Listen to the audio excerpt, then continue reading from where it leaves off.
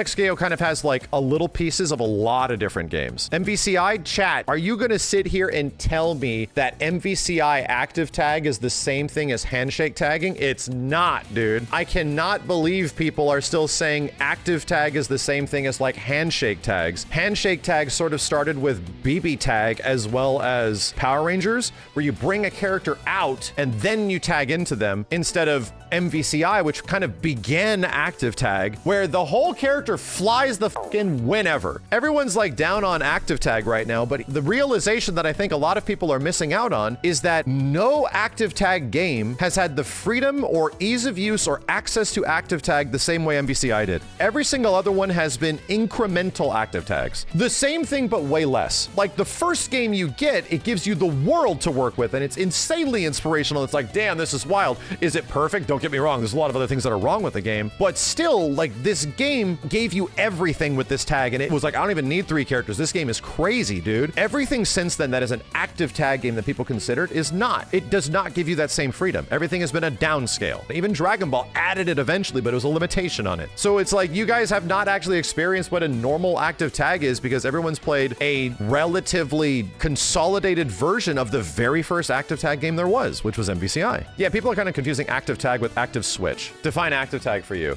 I think I'm gonna have to do this. People are confused because I think what's happening now is that the majority of you guys have actually played a lot of tag games now, and you're like, oh yeah, tag games aren't for me. I get it how maybe you can come to that conclusion. Let me show you back in 2017 when this thing came out. None of these active tag games that people say are active tag have actually like done the thing that the OG active tag game did, which is pretty much MVCI. It was like the first like open world, like bullshit, you know, game that lets you do anything, whenever, anywhere. It makes the whole game not mean as much. Like, yeah, okay, I get you. My argument is that almost all of the tag games that came after this did not give you the freedom and the ease of use of what active tag is in this game. And I'm just going to quickly fire it up and show you. What the hell does this game do that is so much different than the tag games that came after, but also makes it really similar to the previous Marvel vs. Capcoms, even though there's only 2 characters? Y'all remember when tagging was actually an attack? Y'all remember when you would like tag in and they hit? They actually smack the opponent. You know, in like the previous NBC games, tagging characters fly across the screen with like a nearly invincible kick, and that kick comes flying in and can boot you up and sometimes can launch into combos. It's high risk, high reward to get your character in, or you have to spend meter to get your character in, right? Almost every tag game has almost removed this shit. Is tagging just like a thing you could do now, where you can just bring a character in and they attack on the way in and just like, hey, I'm here? Not really. Like the majority of tag games now, you need to like set up for stuff like that. You have to like give a moment for things to like come out and do a thing and continue, you know? What's the difference in this game? Why is this game so degenerate and crazy and stupid and also fun? Dude, on anything, I can tag. Like anywhere, I can tag. Like, and this is the day one mix right here, dude. I can linger buttons after buttons and attack. And you're like, oh, dude, that's messed up. How the hell would you ever block against it? It's tough. It's not easy. It's actually mad hard. This game is the OG classic sandwich. I'm gonna do this and tag.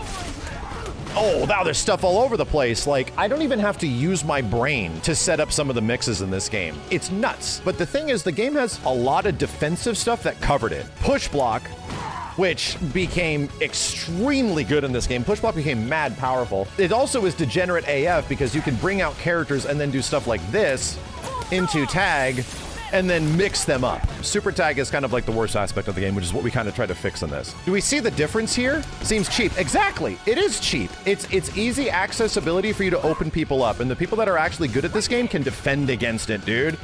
When people are good at this shit, it's insane to see them blocking this shit. It's nuts.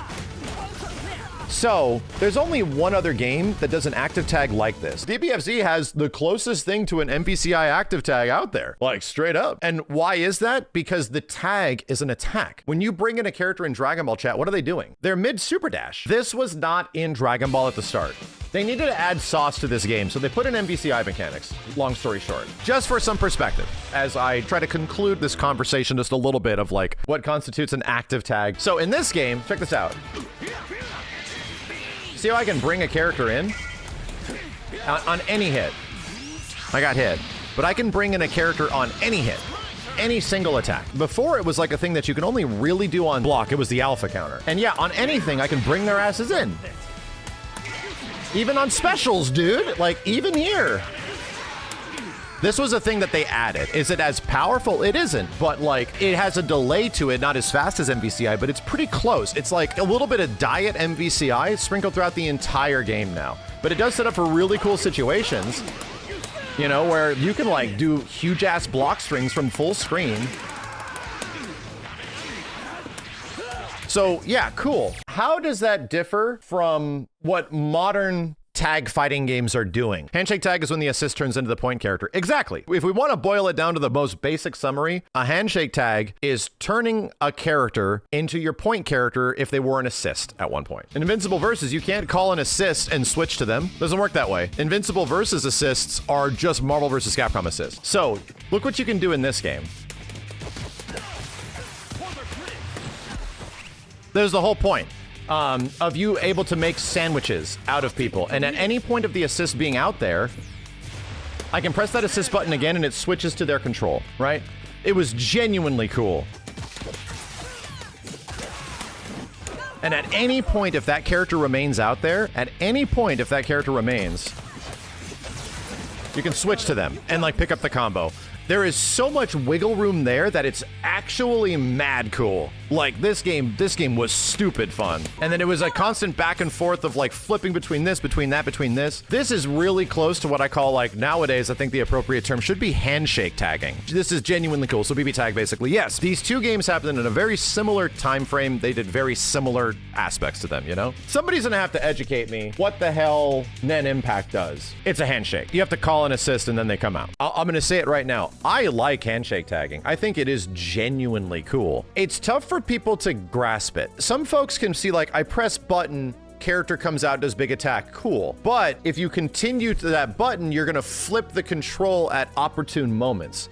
That's the thing that like, even mid-level players, it'll take you time. It's tricky. My only argument is that like, yeah, a lot of the modern handshake tagging in fighting games is a little tricky, I think. And it takes you a little bit of time to like understand. The difference is that the traditional active tag that kind of started this stuff, which is back in MVCI and Dragon Ball, was super intuitive, super easy to use, and it was extremely easy to see why it's good. But then all these other situations, like you really have to use your brain to come up with the obvious thing of why it's good instead of the game giving you obvious reasons. Like that's the biggest difference. That's pretty much what Tokon is doing right now. Tokon gives you the tools to do stuff that's really cool, but the game doesn't particularly incentivize those tools in a way that tells the player I should be doing this, which will take some time. Like, and it's either gonna hit with you or it doesn't, you know? To give 2XKO a lot of credit, switching back to a character and then switching to another character and then back again, like the crazy ping pong handshake tag that 2XKO does is genuinely fucking cool. I think that stuff is mad cool. It's easily the coolest part of the game. I even acknowledge that I can get wins with double down, but dude, we know the meat of this game is freestyle handshake tag. It's the coolest thing that you can possibly do in the game.